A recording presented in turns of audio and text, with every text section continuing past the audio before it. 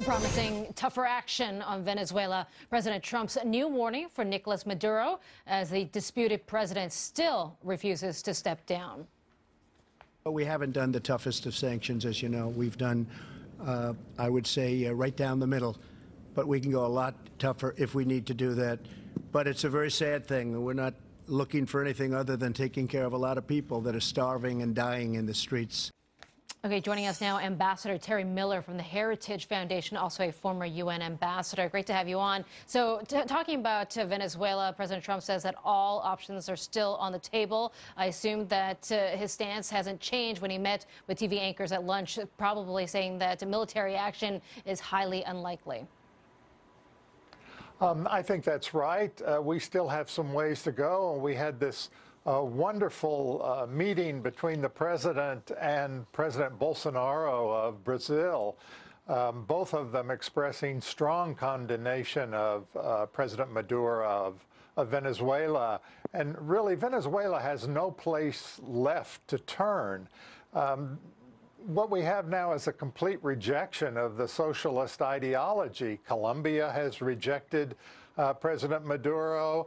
Now Brazil has rejected him. And of course, the United States has rejected him. Ambassador, you say that.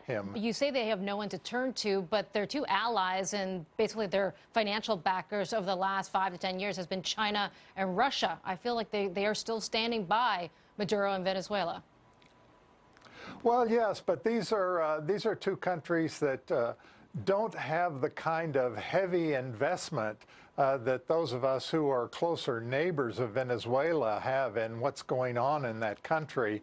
It's very hard to imagine, sure, Russia and China providing financial support, but in terms of actually going to the mat, in order to preserve this regime, I just don't see that happening right now. Yeah, you mean logistically, right, Ambassador? Just being in the region and being nearby. Exactly so. Yeah. Ambassador, let's talk about the Trump of the tropics, since we did have Bolsonaro visiting the White House today. And I thought it was a pretty pleasant press conference afterwards. They seem to have a lot in common. Bolsonaro echoing a lot of the talking points that President Trump does, saying he's anti-PC, fake news. I mean, these two gentlemen seem to enjoy each other.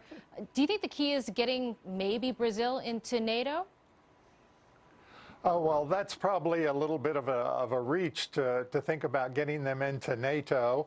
Although Colombia is a member of NATO in a sort of what we'd call an adjunct way, not a full member per se, and that might be a possibility for Brazil. But the president did indicate his intention to designate Brazil as a major non-NATO ally, and that opens up all kinds of possibilities for greater military and technological cooperation. Yeah, well, it's very pleasant to watch today. Ambassador, thank you for your time. It's my pleasure.